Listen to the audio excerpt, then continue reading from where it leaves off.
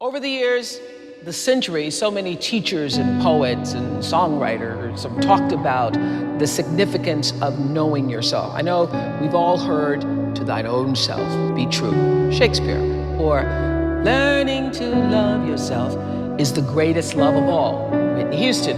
What I know for sure is that in all the talk about loving yourself, you can't begin to love yourself or even be true to yourself unless you know who you are, separate from your ego. So think about this for a moment. You're at home, listening, watching me, and taking in the thoughts that I'm sharing right now. And there is an inner space that allows you to perceive these thoughts. Not even a space. I'm just using the word space because there is no other word. There is the ability to perceive what I'm saying and be aware of what I'm saying. That is where the true you abides, in that awareness, in the very center of yourself. And when you stray from that center, you get lost and you make mistakes. I learned this the hard way. Your ego takes over. Everybody has an ego. I used to think the ego showed itself through someone being arrogant or stuck up or haughty, or the "who does she think she is prancing down a red carpet" kind of thing. Well, I'm in show business, in the business of showing myself. So I'm aware that there's a lot of egotism involved in this business.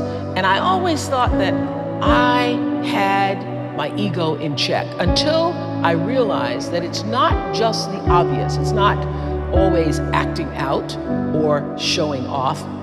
In 2008, I chose Eckhart Tolle's book, A New Earth, for my book club. And this book will change the way you view your life and the people around you and your world. Chapters 3 and 4 literally changed the way I saw myself and my ego.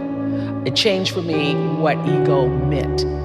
And Tolle says that any identification with form, meaning any identification, identifying with something that is not the center of yourself, that is possessions, material things, cars, titles, social status, or in my case, identifying with the deep desire to be thin. Hi, everybody. This is a very, very personal show for me because I have received thousands, you wouldn't believe the letters my office has received, hundreds of calls every day, and every place I go, out on the streets, airports, people screaming out of buses. They've all been asking me the same question over and over. "Hey, Oprah, Oprah girl, how'd you lose all that weight?" This has been the most difficult thing I have ever done in my life.